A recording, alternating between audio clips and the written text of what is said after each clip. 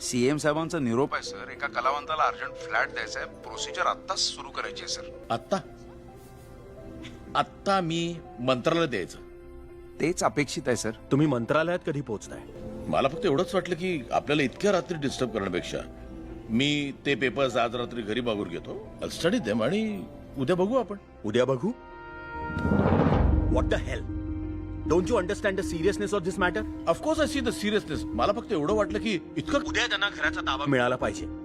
उद्या हो, सकाळी 6 वाजायच्या आत त्यांच्या हातात चाव्या पडल्या पाहिजे. Is that clear? ओके. मी मागतोय ते साहेब देत आहेत.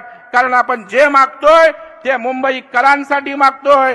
आपण जे मागतोय ते सर्वसामान्यांसाठी मागतोय. आणि म्हणून देवा भाऊ आपला आशीर्वाद आमच्या या सगळ्यांच्या मागे या ठिकाणी उभा राहावा अशी अपेक्षा. साहेब घाडगे म्हणून फॅमिली आली. शेवटचं माझं पियुषभाई, एक किस्सा असा आहे. मी आता पै महाराज आपले प्रल्हाद पै यांच्याकडे गेलो होतो. घाडगे ट्रॅव्हलचं उद्घाटन झालं. वारकरी संप्रदायाचे आहेत. त्यांना घरातना बाहेर काढत होते. आज उद्घाटनाला गेलो, त्यांची लाईट कट केली, पाणी कट केलं, आणि प्रल्हाद पै दादा आले होते. आणि त्याच्याकडे वरती लिहिलं होतं त्यांची प्रार्थना, देवा सगळ्यांचं कल्याण कर, देवा त्या ठिकाणी संसार सगळ्यांचा सुखी कर. मी बोललो देवाभाऊच आज त्या ठिकाणी येत आहेत. त्याच्यामुळं या ठिकाणी या घाडगे परिवारासाठी मी सांगतो संवेदनशीलता काय असते.